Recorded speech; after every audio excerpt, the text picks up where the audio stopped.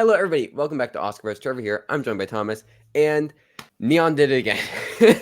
I know. There was a It's ironic. chance that maybe with Netflix picking up Emilia Perez, maybe a couple of other stuff that someone else was in with the shout, but no, it was Neon. just Neon, and it was just the thing that Neon had going in as well. It Yeah, wasn't what they Anora, picked Sean up during the Baker. festival. So if you picked Anora, which I'm sure many people did, with just Neon as a distributor, congratulations. Yeah, I think to I you. did, So, to be honest. you probably did. You probably did. To be fair, Lord knows why. That was like months I ago. have This no film. clue. Somebody can go back and watch a video. For Exactly. those Someone can. uninitiated, we are talking about the Palme d'Or. The Cannes Film Festival has just concluded today, and the big prize that is given out every single year is the Palme d'Or. And Neon, the distributor, has had the winner the last 4 years running before this with Parasite, Teton, Triangle of Sadness, Anatomy of Fall, and now Anora. And what a run, because those previous 4 movies, all brilliant. Like that's a 10, 100%. a 10, a 9, and a 9. Like Sure. excellent films, and I'm very excited for Anora, Sean Baker's latest work, which we can just go ahead and talk about because I'm a very big fan of Sean Baker. Love every single one of his films. No, love Florida Project, love Tangerine as well. Yeah, I think Red Tangerine is Rocket, a I think, is great excellent. film. Yeah, so I mean, yeah, I think this was fairly expected going into it. There were a couple ones.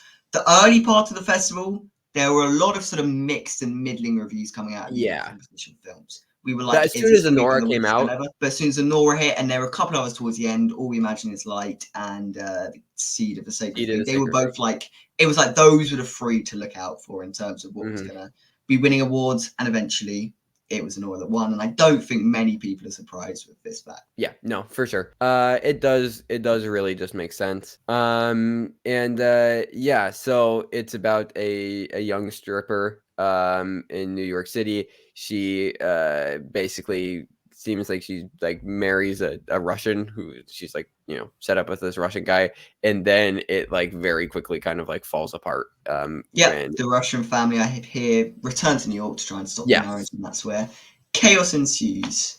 I think so. I mean, yeah, no, it seems. I heard some comparisons to Uncut Gems, which gets me very excited.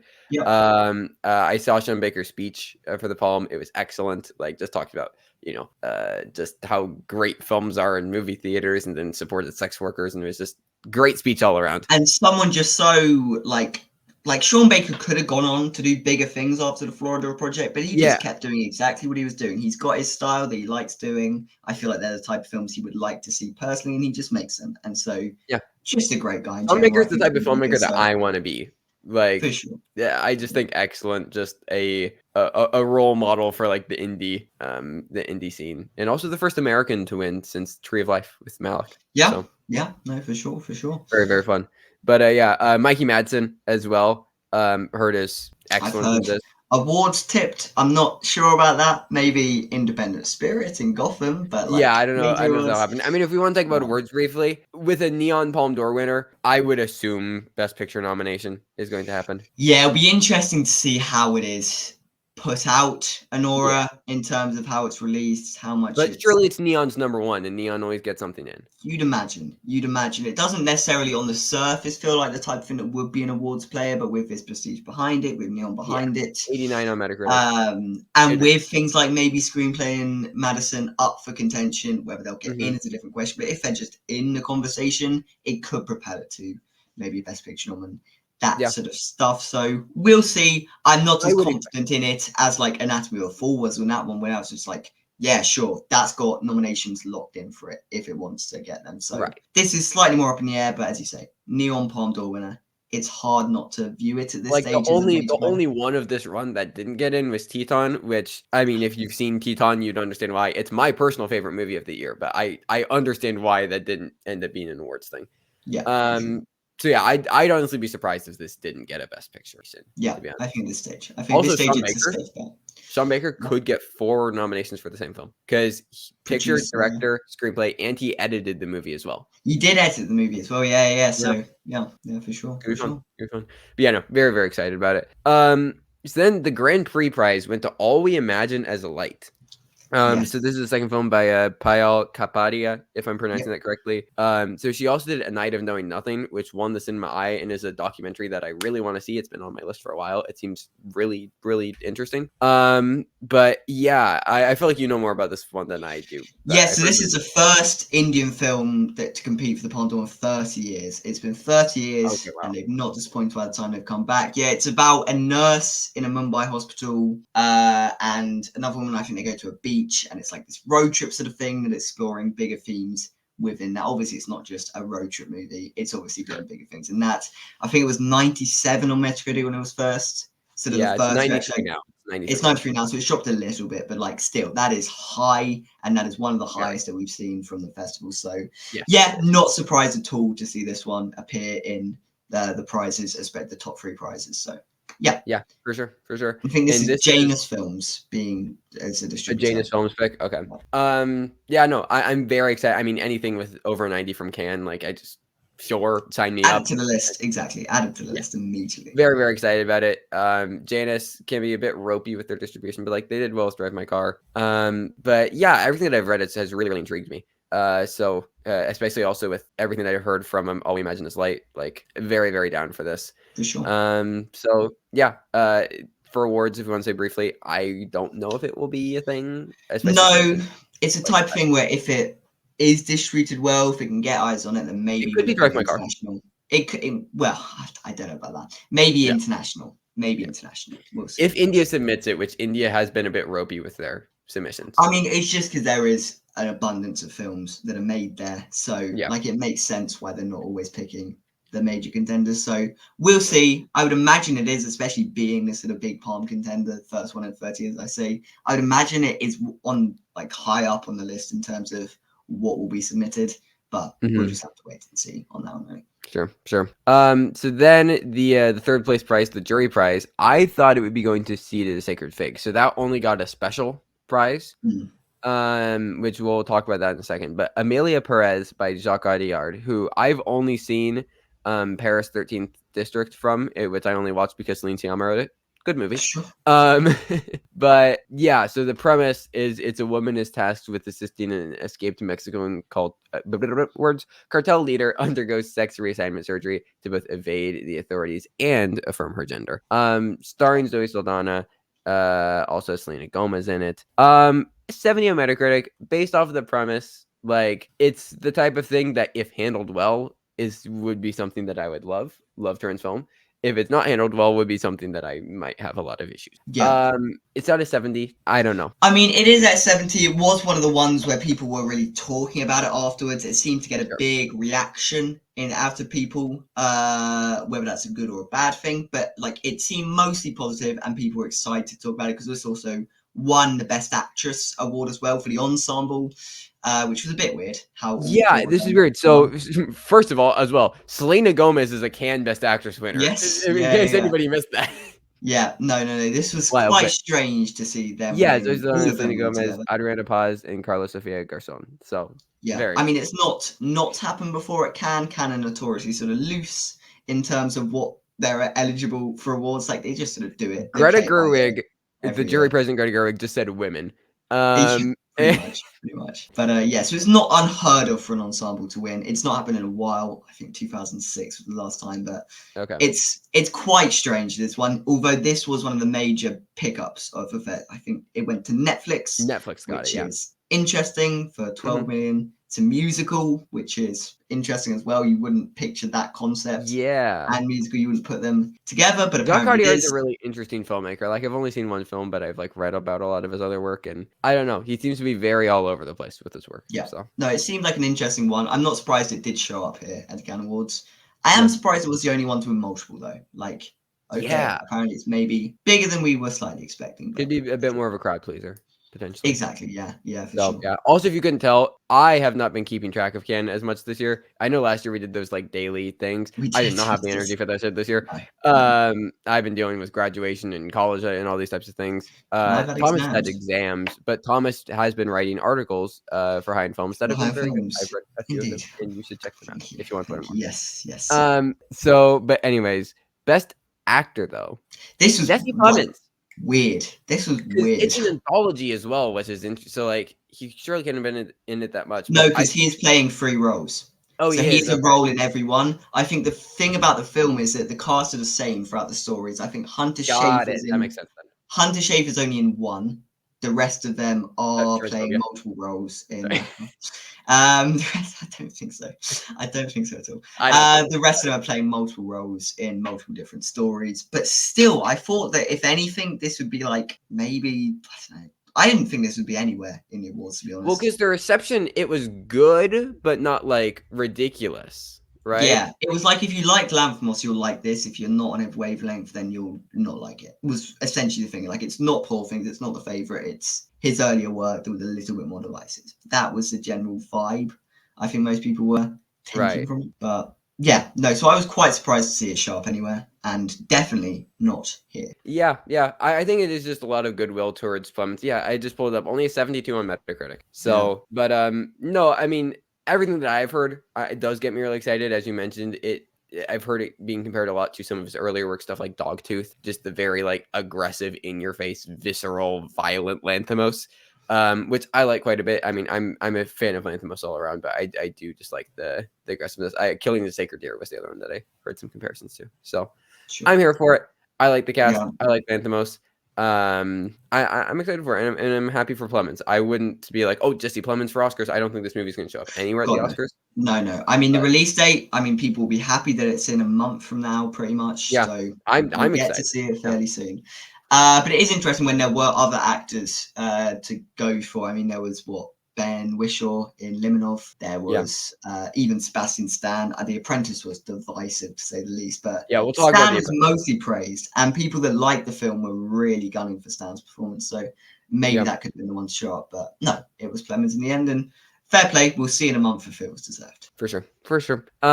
Director went to Miguel Gomez for Grand Tour. Yeah, which wasn't the best received. I think this was also early 70s. I feel like I remember seeing this get like pretty weak reviews. I think it was early 70s. Okay. And remind me what this one's about. Remind me what this one's about. 1917, Burma is under British colonial rule. Yeah, this is this one. Yeah, fair. Yeah. So I really didn't pay attention to this one all that much. No, this was sort of described, I think, by someone as an Asian Odyssey. Apparently, like it's very theme heavy, less on the characters and story. It seems like the exact kind of thing you might like.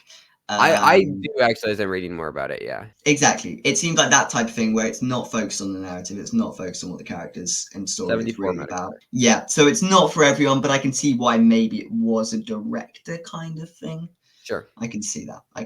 But I'm surprised it did show up anywhere. As you say, something that sort of was tempered reactions. No one really discussing it. It didn't seem like there was a lot of passion. So no. Okay. I thought director would go to Ruslu for Seed of the Sacred Fig. Like after all of the stuff about fleeing the country, appearing in Cannes, I thought that'd be him all over. But if we want to talk about it, so it got a special award. So Secret of the Sacred Fig got a lot of really high praise. I'll let you describe what it's about.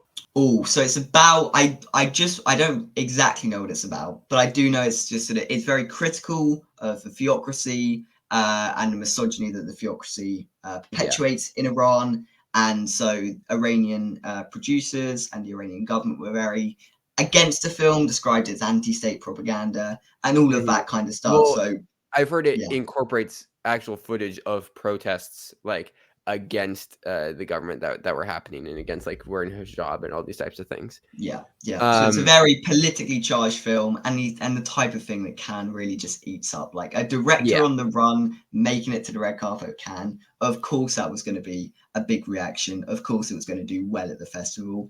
I'm just surprised that I say that it didn't get slightly more at these awards. Yeah. I mean, I thought this was potentially a palm contender. Yeah, or even like pairing the special prize that it did get with a director, like that could have made sense as well. Right. So, yeah. Interesting. So, but interesting. But yeah, no, I definitely recommend reading about it though. And the story is great, obviously, for us was to escape. So yeah, very, very excited about it. And this was also Neon, no? This was also Neon. This was one of the ones Neon picked up during the fest. So people were like, this is going to be the Palme d'Or winner. Apparently not. It's still Neon. You were close, but not quite on the right track. And then screenplay went to The Substance by Corley Farget, which was one of the buzziest titles of the festival. I heard a lot of people raving about this to the point where I actually watched her debut film, Revenge, which was fun. It wasn't entirely my thing, but from what I've heard about this, I think it'll be more my thing. I love body horror. I'm not that big of a horror fan, I would say. It isn't my genre, but for some reason, body horror just really, really speaks to me. I mean, obviously, like Teton, massive Cronenberg fan. So with everything everybody's saying, like calling it one of the greatest body horror films of all time already, very excited. Heard Demi Moore is great. Heard Margaret Qualley is great. Yeah, just a lot to get excited about from this one. Yeah, no, I heard Demi Moore was maybe in contention for actress, and I think it was this, Emilia Perez, and Anora that were like the buzzy titles that people were Yeah. excited to talk about, etc. They maybe weren't the most critically acclaimed, all of them, but they were the ones that people were looking forward to. Obviously, there's a couple of others which we'll get to that are notably absent from this lineup, Yes. Megalopolis. But yes, like this was, as you say, a very buzzy title that people seemed very excited about. So it'll be an interesting one to see how it releases to the more mainstream non-canon audience. How Yeah, it because releases. it was Movie picked it up. Is this movie okay? Interesting. So Yes. they've added that to their because they were pretty busy. So they've got Bird as well, which is Yes. Andrea Arnold one, which Which received you just good want to talk about reviews. that right now? Yeah, so that received good reviews. Barry Keegan's apparently very good. Franz Rogowski is apparently very good, and as is the newcomer actress who I'm blanking on, but she is apparently amazing in the film and in a typical Andrea Arnold fashion. It's Nikaya Adams, I believe. So you said. Nakai Adams, yeah, but she is in typical, seemingly Andrea Arnold fashion. It's sort of this great protagonist, very naturalistic performance. I've heard it's sort of magical realist as well as realist. It's combining those two, like the social realism and the magical realism. I heard it's one of those sort of pictures. Which makes sense. I mean, have you seen Yeah. American Honey? No, I've not It's seen. excellent. I actually just rewatched it over the last couple of days, and it's really astonishing, and it does that sort of like social realist while also feeling kind of weirdly surreal at the same time. Just because it's like this surreal kind of people that this is being surrounded the main character. So yeah, very very big fan of Andrea Arnold. So excited about this, and also apparently it's gay. That's what I've heard. I've heard talk of that. I've heard talk of psychedelic toads. I've heard a lot about this this film, and this is, you said, so this is also movie, and then they've also got The Girl with the Needle, which is about this Danish serial killer. That's the Magnus Magnus von Horn. Yeah, that's Yeah, that one. he So did Sweat before, I think. yeah, Which is they also picked up that one, which was again tempered reactions. They weren't like brilliant. They weren't terrible. I think they're in the 70s ranges as well. But that was movies slate for you. And then yeah, do you want to touch on Megalopolis? I guess. Megalopolis, obviously the buzziest title of the festival, got panned. It got like a 58 on Metacritic. It's people are already throwing out Megalopolis. Variety was on that shit fast.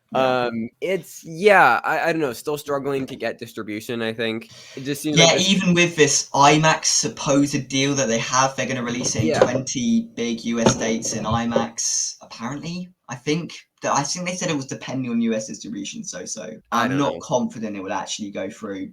But even if it's warranting of IMAX, I'm not sure. Yeah, like it just seems like this really personal, massive, big budget odyssey that is just so messy. And to be honest, it could be like Babylon and Bardo, which are two films that I like quite a bit. And I'm hoping it's that, but we did get a trailer for this, and I did not like the trailer. I thought that the trailer, it looks very cheap and kind of schlocky, I guess, for how big budget it is. And I don't know. I mean, yeah, I think some of the visuals look impressive. I actually preferred the like 30-second one with Adam Driver. With Adam Driver on the roof. Yeah, I actually thought that was like a good way of teasing you. But then the trailer, like I've read the synopsis or like the brief one that they have in Letterboxd for this film about 100 times. I still don't really know what it's about. It's set in New Rome, and there's an architect. And there's a mayor, and the mayor has one vision, and the architect has another vision. But the it just looks like Metropolis, no? Like I don't know what the film is about still, and I feel like that's a problem. If even we're getting all these reactions, they're saying it's messy. We don't really have a concept. Obviously, there are a lot of stories of behind the scenes stuff, which I don't know if we really want to get into. Oh, the one about Coppola kissing the extras. Do you hear? Yeah, that one, and him getting high on set apparently just all the time. Yeah, like I'm not sure what was going on. I think he went a little bit insane again. Yeah. Shades of 1979 again, going back to his roots, I guess. Fair enough. And who knows? Maybe in 5 years we'll get a cut of this. That's great. Maybe. But I've already heard people saying, like, just because people are saying this is going to be a masterpiece in 20 years, it doesn't mean it will. It doesn't mean that's like, going to be a you masterpiece. can't just call something a masterpiece in 20 years. Like, yeah, that doesn't make sense. Yeah. So yeah, pretty panned across the board. Some people really loving it, but I feel like those were also maybe the people who were slightly predisposed to really liking wanted it. to like it. And seeing it on a big screen, like this is the best environment to see a film like that when Coppola's there with a crowd on the big screen. Like you're never going to get better viewing experience than that. And for it to still be panned in the way that it was, it's not looking good. It's not looking good. Yeah. So there's 3 more that I do want to get a little bit deeper into. But just briefly, so we had Caught by the Tides by Gia Zhanki and then Parthenope by Paulo Sorrentino, 2 pretty big name directors that just seem to have pretty middling reception. Just nothing. No, they came and went, as a lot of films it can do. I mean, people, critics, press, they're seeing like, I don't know, 50 films in. So those are just 2 from like fairly high profile directors in the European and Asian scene. That a lot of them come and go, and these are 2 that seem to do just that. Yeah. I also just briefly want to touch on Rumors by Guy Medan. One of my favorite directors working today. I love just how he experiments with style and form, and this is obviously a political satire with Cate Blanchett. So like, this is like one of the most interesting projects for me of the festival, just by the concept. I got a 73, which I see as a win. Like, I'm here for it. It's like this massive political summit, and then there's like this giant brain that people are like. It seems wild if you look at the imagery. If you've ever seen a Guy Medan film, you know what you're getting into with just how wild his work is. If you've never seen a Guy Medan film, please do watch My Winnipeg. I think it's one of the greatest films ever made. So yeah, no, very hyped. For sure. But yeah, that was out of competition, I believe. Yes, that one I know wasn't in competition, and it seemed like the strongest thing out of competition was, and it won in certain regard, was Black Dog by Guan Hu. I heard a lot of really, really positive things about. Yes, no, that was, and the other one in that section was Almond, which won the first time director award. Okay. That was the only other sort of notable one in the Uncertain Regard section. Then I'm trying to think, there was also Horizons, of course. We'd be remiss if we didn't mention. Oh, the Kevin Costner thing. That got like a 50 on Metacritic. That apparently is not very good. And it's a 4-part thing, which I thought it was 2 parts. There's going to be 3 more of them. Yeah, like I think we knew part 1 was coming out. We knew then part 2 was coming out later in the year. I did not realize there were 4. There's another 2 to be made, apparently. I don't know. Yeah. I'm just not a very big fan of Kevin Costner's work. I don't know. Whatever. So 3 more that I wanted to get into. So Oh Canada, the Paul Schrader. Yes. I heard not great. Yes. No, I heard that as well. I heard sort of it was a bit pretentious. It was a bit meaningless. It sort of said a lot of things without actually saying anything, and it was that kind of thing.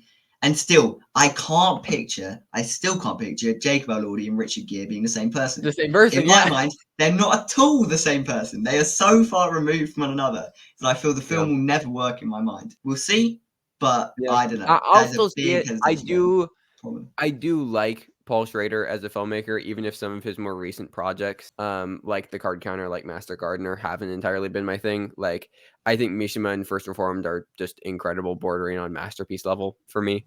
And this, he is actually working with the same novelist as a Mishima that he worked with. So I'm excited for it. I like Jacob Elordi.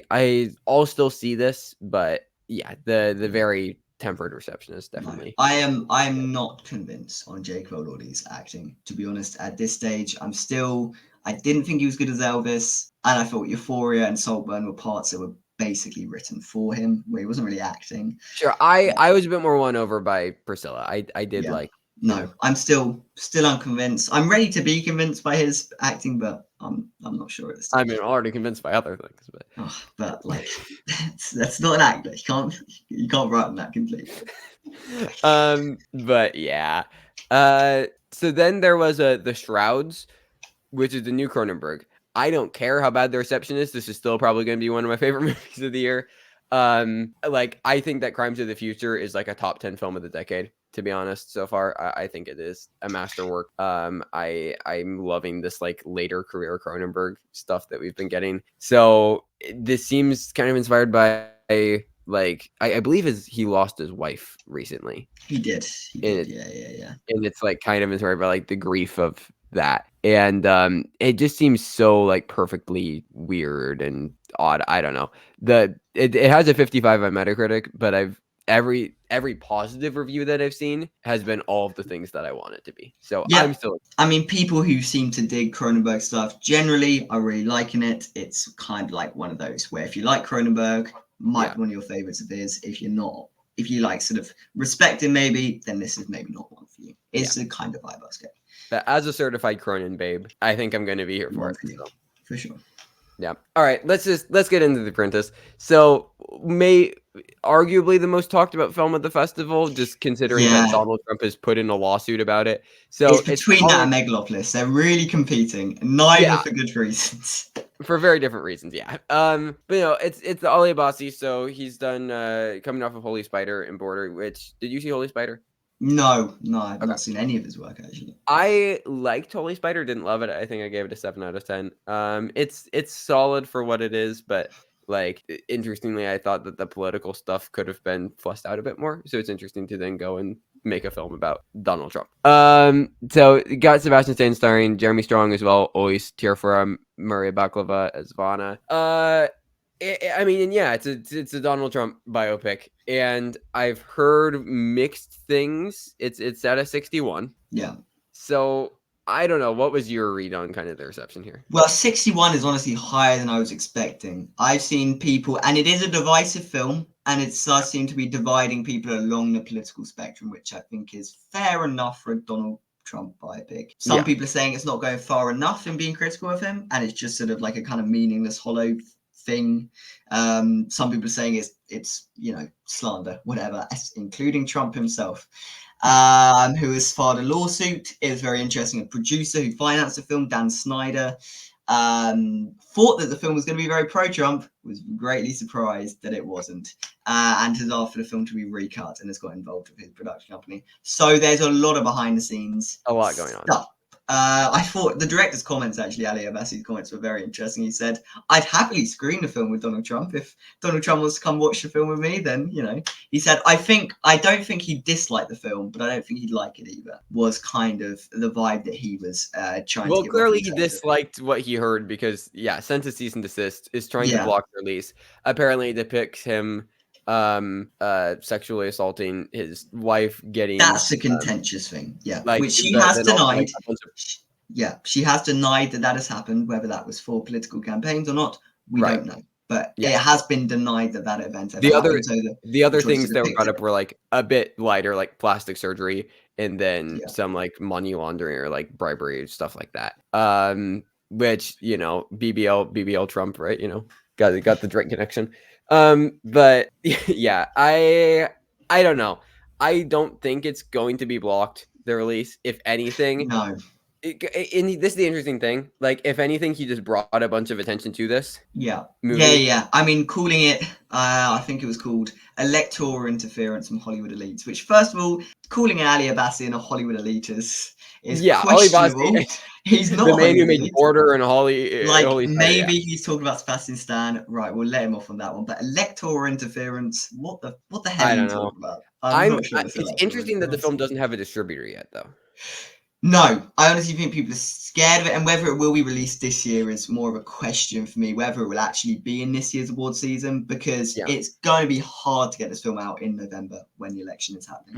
It's going to be hard to get this film out when they will clearly want it to be out. So maybe it does end up being a type of film that gets buried in January, March time. Maybe it's that type of film. Though I do think that there is, like, just on Twitter underneath the Trump, the news about Trump wanting to block it, there were a lot of very liberal people, which I don't like Donald Trump. I wouldn't consider myself to be like the Twitter liberal with the Ukraine flag in my bio, but obviously not a Trump fan, obviously very left. Anyways, just getting that cleared out of the way. That type of liberal wine mom person, the type, there was a bunch of them in the replies being like, oh, this seems interesting. I'm interested to watch this now. And I know the exact type of, liberal wine mom that would really want to see this and be interested. So yeah, potentially there is the audience there. I just think it will be hard because, like, I mean, Donald Trump hasn't said anything. We're speaking of this Donald Trump. He himself, I don't think, has his said anything. legal team, yeah. It's been his legal team. It's been, I think, Stephen Chun is his something Right. or other. So Donald Trump has not commented on the film. Yeah, Donald Trump has been like on Truth just to not Social. spread misinformation. He's not been saying "fuck Sebastian Stan." Yeah. It's a bullshit film. Fuck Ali Abbasi. Although I'm sure Ali Abbasi would love Donald Trump to tweet about him.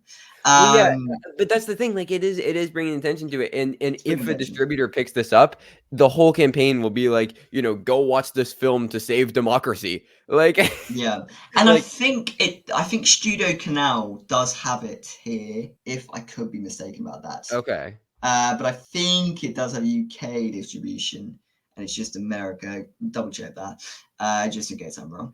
Which is a good chance. But I mean, I was just gonna pull up to see if any news had broken about distribution. Studio Canal has it in Ireland. In Ireland, okay, Yeah. fair enough. Which that would suggest that they would eventually then pick it up for the UK. Yeah. And they're often linked to focus features, so which feels like maybe a natural home for this film. If I was predicting anywhere for it to go, it would be there. But equally, yes, like I think the major problem was not that it's going to be blocked apparently by Donald Trump, not that they're going to have to recut it. The fact that just generally it was quite middling. Stan was praised. Fine. Strong was praised. So this could be a Vice, right? It could be, although people were also critical of Stan in a way that even people who don't like Vice, like I hate Vice as a film. I think Vice is a terrible film. I still respect Bale's performance, whereas I feel like people that like The Apprentice or even don't like The Apprentice are not all gunning behind Stan in the same way. Yeah, it'll be interesting. And as far as awards go, this will be either something that like randomly does very well at the award season, or it'll just be completely forgotten about, and I don't really see an in-between. No. I honestly, as I said up front in this conversation, I think it won't be released when they want it to be released, and it will be released early next year, and therefore won't be an awards player. Would be my prediction for how this film ends up. Definitely one of the most interesting ones of the festival. Yeah, lots to talk about, and I'm excited to talk about it with you when we see it for our review. Excited to see it. I just want to see it, yeah. I'm sure it'll be interesting. I'm curious. So, I mean, somebody was going to do it. It was going to happen eventually. Yeah, for sure. Yeah. But that's everything that I had on my list to talk about. Obviously, there's other things. There's Limanovs and stuff that we're missing, and there's plenty of other films. Marcelo Mio, Wild Diamond, but I think we got through all of the big stuff. Yeah, a lot of the other stuff, and this was the thing about this can in particular. There was a lot of middling stuff that was sort of appearing at the start. It was only towards the end when we, as I say, we got Anora, we got Seed of Sacred Fig, we got all we imagined. Like suddenly it was like, oh, we do get films in the late 80s, early 90s. We are getting films like that at Cannes. Other than that, there were a lot of fairly tempered reactions to stuff. But it was still an interesting festival overall to cover. And I'm just happy for Sean Baker. like I genuinely like. Just watching, obviously I haven't been around long enough to watch his career grow, but just, looking back at his career trajectory, I suppose. Just really happy for him that he's a Palme d'Or winner now. Like, and you can't take that away from him. And I think that's really exciting. And hopefully that means that he just gets to keep on making these type of movies forever. For sure. Although the major problem is that everyone just predicting the Neon thing going in was proven right this year. Yeah. Which I think does kind of ruin. We'll have to go back and look at the video, but I literally think I did that. Yeah. It does kind of ruin it if it's just Neon every year. I saw somebody tweet out because like Joachim Trier's doing another movie with Renato Reinsva. Yeah, distributed by Neon. Yeah. And somebody was like, all right, and your winner for the Palme d'Or for the 6th year in a row is Neon, the Joachim Trier. Like, but like if it was like Netflix, I think it'd be a worse problem because it's Neon. It's like we like Neon. It's cool that it's Neon. They can have their ground. All of these movies, I mean, I think I'm gonna like Anora quite a bit from what I've heard. 100%. I mean, I've given every Sean Baker film so far that I've seen 9. So like I think I'm probably gonna love this. The last ones, I mean, Parasite and Teton are 10s for me, and Anatomy and Triangle Sadness are 9s for me. Like, it's not like we're getting bad winners. No, 100%. And I think that has continued here. So, but anyways, that was Cannes 2024. Sorry for anybody that wanted us to do it every day. That's probably was not never going to possible. happen again. No. I literally don't think that's going to happen again. No, But, I mean, May, June we'll still is, do videos like this. yeah, it's exam season here, So. so that's complicated. You were finishing up school. Yeah, it just wasn't feasible, but plenty of stuff to look forward to in terms of reviews and awards content. Yep, we're and going all to of that. Furiosa. We're also going to be reviewing India Donaldson's Good One. Coming up Yes, soon. which premiered at Cannes. Yeah, Or yeah. had a second premiere. Premiered at Sundance, had a showing at Cannes, but it was, I think, for both of us, one of the top films that we saw at Sundance, and since it just came out at Cannes as well, may as well talk about it. So you have reviews for that coming up, as well as we're going to do a George Miller tier list. We will, which will be interesting. If you saw our Luca Guadagnino tier list, we love pretty much all his films. I think George Miller is slightly more ropey. A bit shaky, yeah. But, so we'll it'll be see, interesting. we'll but see. These director tier lists are definitely something that we're going to be doing a lot more of. The channel going forward is going to be primarily, reviews, tier lists, and then maybe a video like this talking about a festival. Exactly. And we'll get to awards predictions probably just when after the full festival. Exactly. We're not doing early stuff. We're not doing. We'll wait until post-TIFF, post-Venice. We'll cover all of those, but that is a long time in the future. We've got a busy summer of films and reviews and all of the above. Lots of fun things. But make sure you stick around for that. Until next time, thank you everybody for watching. You can follow us on Letterboxd and Twitter, and the links in the description. Until next time, stay safe everybody, and goodbye.